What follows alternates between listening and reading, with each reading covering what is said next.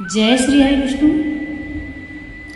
मित्रों, गरुड़ पुराण प्रस्तुति 7 में हम आपको बताएंगे बैतरणी नदी कैसी है तथा बैतरणी नदी का वर्णन है।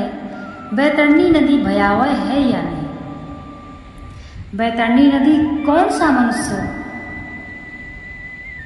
ऐसे कर्म करता है कि बैतरणी नदी में जाना पड़ता है। क्या बैतरणी नदी ना जाना पड़े, कोई ऐसा उपाय है?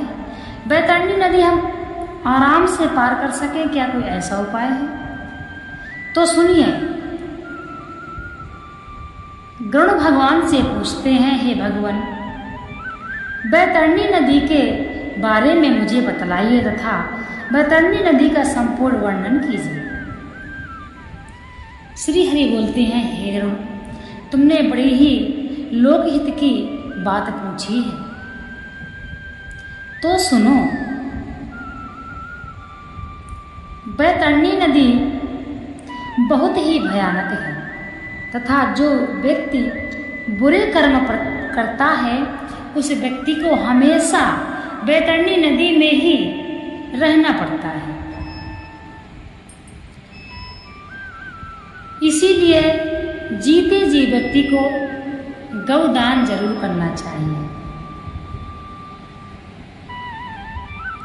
जो व्यक्ति जीते जी अपने स्वस्थ जीवन में ही गौदान करता है उसको हजारों गायों का देने का फल मिलता है। गाय के सींगों को सोने से मढ़ाकर तथा खुर को सोने से मढ़ाकर एक श्रेष्ठ ब्राह्मण को दान करना चाहिए तथा ब्राह्मण से बोलना चाहिए, हे द्विज श्रेष्ठ, मैं यह गौ तथा यह दान आपको अपनी इच्छा हेतु दे रहा हूँ। जब मैं बैतरणी नदी जाऊं तो मैं बैतरणी नदी आराम से पार सकूं तथा आराम से पार कर सकूं। हे गौ माता, जब मैं बैतरणी नदी पहुंचूं तो आप पहले से ही वहां पर मेरी प्रतीक्षा करना तथा मुझे बैतरणी नदी पार करवा देना।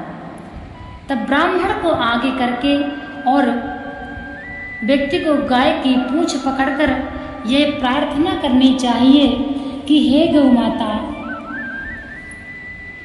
मुझे यमराज के भयंकर रूप से बचाना तथा जब मैं बैतरणी नदी जाऊं तो आप मेरे आगे रहना, मेरे पीछे रहना, मेरे अगल बगल रहना तथा मुझे बीच में रखना और मेरी बैतरणी नदी की यात्रा सुगम कर देना। माता,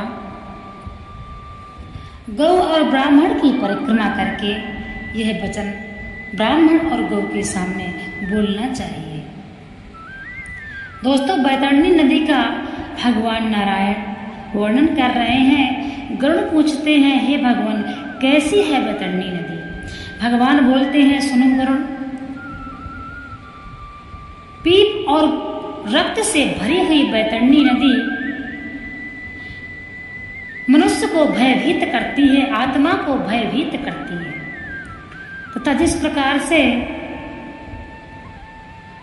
काल के अंत में पृथ्वी पर अर्थात जब युग का किसी युग का अंत होता है तो एक साथ 12 सूर्य निकलते हैं, इसी प्रकार से बैतरणी नदी में हमेशा 12 सूर्य उगे रहते हैं, निकले रहते हैं तथा जब कोई पापी आत्मा बैतरणी नदी के पास पहुंचती है तो उस नदी का जो घिनौना जल है, जो डराने वाला रक्त और पीप मवाद का जो जल है, वह इस प्रकार से खौलता है जैसे आग में रखा हुआ घी तथा वहां पर बहुत व्यक्ति को कष्ट झेलना पड़ता है। 12 सूर्य की गर्मी वह झेल नहीं पाता है और उससे बचने के लिए वह खून में वात तथा पीप की उसी गंदे बैतरणी में कूदकर अपने को बचाता है।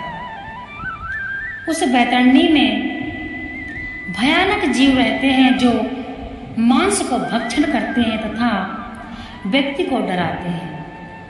तब भी वह व्यक्ति इतना असहनीय हो जाता है कि उस बैतरणी में कूदकर अपने को बचाता है। तथा बड़ी कठिन है बैतरणी नदी।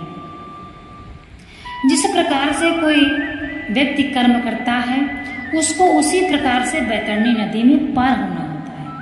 यदि कोई व्यक्ति बलात्कार तथा ब्राह्मण को दान देके पछताता है, चुगली करता है, आग लगाता है, किसी की निंदा करता है, माता पिता की का अपमान करता है, गुरु का अनादर करता है, ऐसी आत्माओं को बैतरणी नदी में ही रखा जाता है। इसलिए आप इन बातों का ध्यान रखें, ऐसा पाप कभी ना करें। दोस्तों, धर्म का संग्रह करें जो हमारे हमेशा आगे आगे चलता है। हमारे अच्छे कर्म और हमारा धर्म हमेशा हमारा साथ देता है, हमारे आगे चलता है, और ये हमारा कर्म और हमारा धर्म हमारे साथ परलोक तक जाएगा तथा बैतरणी नदी को पार करने में सुगम बनाएगा। इसीलिए बैतरणी नदी का जो किनारा है वह बड़ा ही भयानक है। हड्डियों तथा मांस के ढेर से बैतरणी नदी का किनारा बना हुआ है तथा ऐसे ऐसे जीव हैं उस बैतरणी नदी में कि व्यक्ति देखकर रूह कांपती है। बैतरणी नदी के पास जब कोई आत्मा पहुंचती है तो वह पहले से ही इतनी भयभीत हो जाती है क्योंकि वहां पर पहले से आत्माएं हाहा करती हुई, भ्राता भ्राता चिल्लाती हुई उस बैतरणी नदी में डूबती रहती है। बैतरणी नदी बड़ी ही भयानक नदी है जिसको यदि आप गरुड़ पुराण के अनुसार संपूर्ण विधि से सुन लेते हैं तो आप अपने जीवन में कभी बुरे कर्म नहीं करेंगे।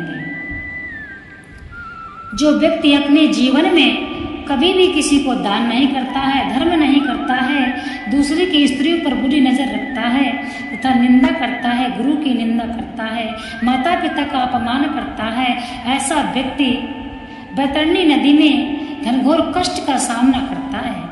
जो व्यक्ति अपनी पत्नी को इज्जत नहीं करता है, अपनी पत्नी को निकाल देता है, अपने से अलग कर देता है।